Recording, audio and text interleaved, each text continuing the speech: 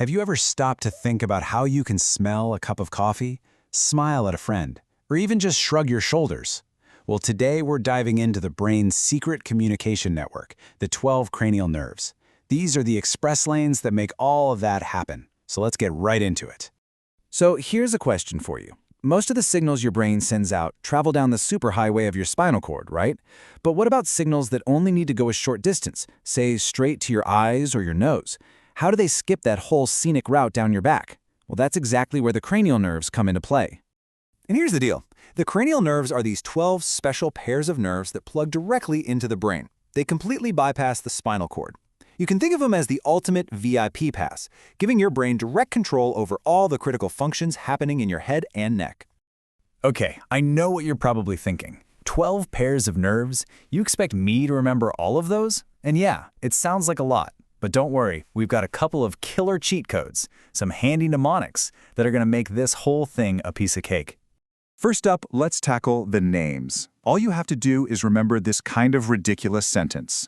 Ooh, ooh, ooh, to touch and feel very good velvet, heaven.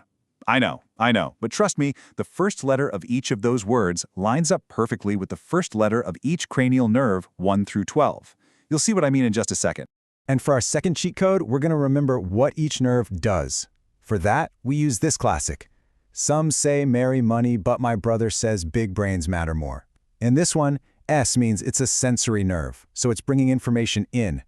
M is for motor, sending commands out. And B means it does both. All right, now that we've got our cheat codes, let's actually put them to use. Okay, let's kick off our walkthrough with the first 6 nerves. Try to keep those 2 silly sentences in your head, because we're going to be using them to match up the names and the jobs for each nerve as we go. So our first OO is for cranial nerve number 1, the olfactory nerve, and our function mnemonic starts with some, so right away we know it's sensory. Its one and only job, your sense of smell. And a pretty easy way to remember this is that olfactory kind of sounds like old factory, a place with a lot of different smells. The second OO takes us to cranial nerve number 2, the optic nerve. Our function mnemonic second word is say, so it's another sensory nerve. This one is all about vision. Think of it like a super high-speed fiber optic cable that sends everything you see from your eyes straight to your brain for processing. Super important note, it's purely for seeing, not for moving your eyes.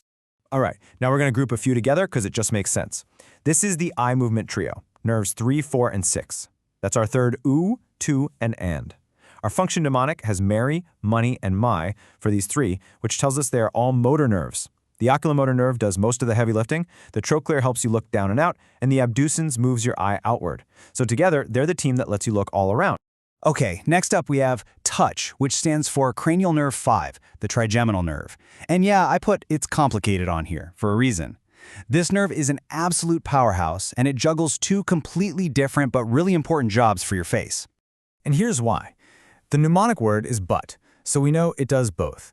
On the sensory side, it's responsible for basically all the feeling in your face, your forehead, cheeks, jaw, even the feeling in your teeth. Then on the motor side, it controls the powerful muscles you use for chewing. So it feels the face and it moves the jaw. The tri in its name comes from the fact that it has 3 main branches. And just like that, we're halfway through. We're on the home stretch now. Let's tackle the final 6 nerves. You've got the cheat codes down. You see how this works. Let's bring it home. The word feel brings us to cranial nerve 7, the facial nerve. The mnemonic word here is brother, which starts with B, so it's a both nerve. Now, don't get this confused with the last one. The motor part of this nerve controls all the muscles that let you make facial expressions, smiling, frowning, raising your eyebrows. The sensory part? It's all about taste, specifically from the front 2/3 of your tongue. Okay, our next word is very for cranial nerve 8, the vestibulocochlear nerve. Whew, that's a mouthful, right? But it's actually super logical. The mnemonic word is says for sensory, and the name breaks down perfectly. Vestibulo refers to your vestibular system, which handles your sense of balance, and cochlear refers to your cochlea, which is what lets you hear. So 2 crucial sensory jobs in one nerve, balance and hearing. Simple as that. Good stands for cranial nerve 9, the glossopharyngeal nerve. Another long name, I know. Our mnemonic says big, so we know it does both. And again, the name tells you everything you need to know. Glosso means tongue, and pharyngeal refers to your pharynx, which is your throat. So it makes sense that this nerve helps with swallowing, making saliva, and it handles taste and feeling from the very back of your tongue. Now for velvet, which brings us to a real rock star of the nervous system. Cranial nerve 10, the vagus nerve. Vagus actually means wandering in Latin, and believe me, this nerve lives up to its name. While all the other cranial nerves hang out in the head and neck, this one wanders all the way down into your chest and abdomen, connecting to your heart, your lungs, and your gut. It's the main highway for your rest and digest system. The word awe is for cranial nerve 11, the accessory nerve.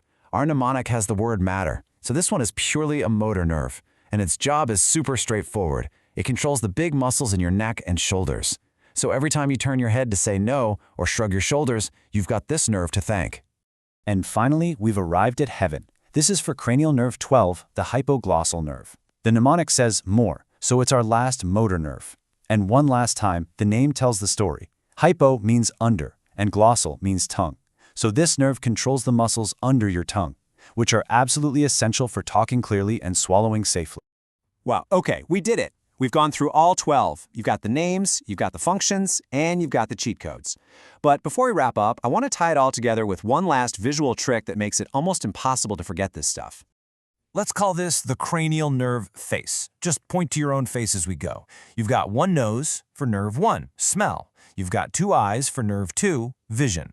Nerves 3, 4, and 6 move those eyes around. Nerve 5 lets you feel your face, while nerve 7 lets you move your face to make expressions. Nerve 8 is your ears for hearing and balance. Nerves 9 and 12 are all about the tongue. And nerve 11, just shrug your shoulders. It seems silly, but it works so well.